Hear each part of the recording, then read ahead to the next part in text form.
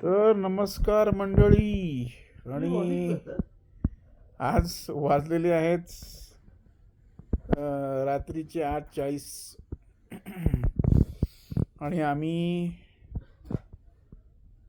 19 तास ड्रायव्हिंग करून न्यू दिल्ली ते बद्रीनाथ अंदाजन 560 किलोमीटर गाडी चालवून वाया देवप्रयाग सगळं सगळं जे काय आहे ते करत आता इकडे आलेलो आहे. आणि नंतर एक सुरभी आपल्याला सांगेलच आज तिचा प्रवास कसा झाला, काय झाला, अप्स काय होते, डाऊन्स काय होते. आणि दुसरं म्हणजे टेम्परेचर इकडे आहे 5 डिग्री. तर आमच्या सगळ्यांची झाली कुल्फी जमली आहे. आणि जनरली आपल्याला एवढ्या कमी टेम्परेचरची सवय नसते, तरी पण आम्ही खूप सारे गरम कपडे वगैरे आणि रेनकोट वगैरे सगळं घेऊन आलो आहे. तर आता पुढचा आवाज तुम्ही ऐकाल तो असेल सुरभीचा. तर नमस्कार मंडळी, बद्रीनाथवरून. आणि मी मगाच्या एक क्लिपमध्ये सांगितलं की आता जरा सुरभी आपली सांगता करणार आहे. आज आहे आपला डे 1, 16 मे 2026. तर आज जरा सुरभी सांगेल आपल्याला 19 तास का लागले ट्रॅव्हलमध्ये. वेअरल्स आम्ही घरातनं आम्ही निघालेलो मला वाटतं अजूनच खूपच लवकर, पण टेम्परेचर जबरदस्त आहे इकडे. 5 ते 6 डिग्री आहे. तर हा नेक्स्ट आवाज तुम्ही ऐकाल तो आहे सुरभीचा. नमस्कार, मी सुरभी समीर भाटकर.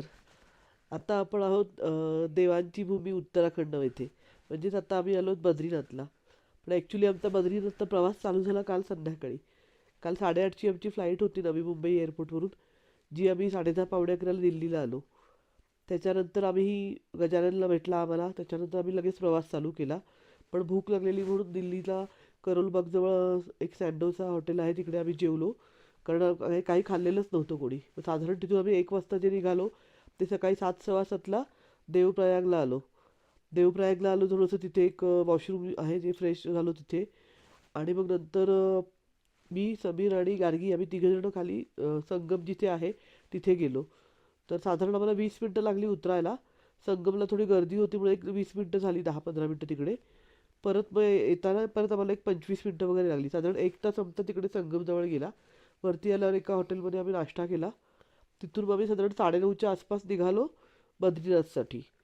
पण आम्हाला वाटेलं पोहोचू 5 वाजेपर्यंत, पण नाही. नंतर बघितलं तर रस्ता खूप म्हणजे रहदारी होती. रस्ता खूप वळणांचा होता. खूप उंच माउंटन्समधून जायचं होतं आपल्याला. मध्ये एका ठिकाणी जेवणाचा एक एक अर्धा पाऊण तासाचा ब्रेक घेतला आम्ही. त्याच्यानंतर तिथून पुढे आम्हाला परत 4 तास लागणार होते. त्याच्यानंतर जोशीमठ आलं.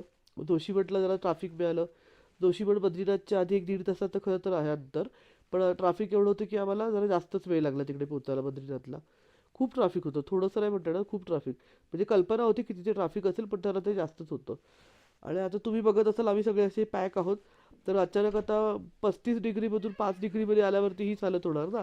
मुंबईची सवय असते 35 डिग्री 30 डिग्री झेलायची. अचानक इथे गाडीतून बाहेर उतरलो, बद्रीनाथला आलो आणि आणि अगदी 5 डिग्री टेम्परेचर. मग सगळं पॅक करून बसलो. आधी आमचं प्लॅन ठरलेलं की थोडं लवकर गेलो तर आत्ताच दर्शन करायचं रात्री, पण आम्हाला यायला तिथे उशीर झाला. त्याच्यानंतर आंघोळ करून जाणं पॉसिबलच नव्हतं, कारण 9 वाजता रात्री ते देऊळ बंद होतं. म्हणून मग आत्ता आम्ही काहीच नाही केलं.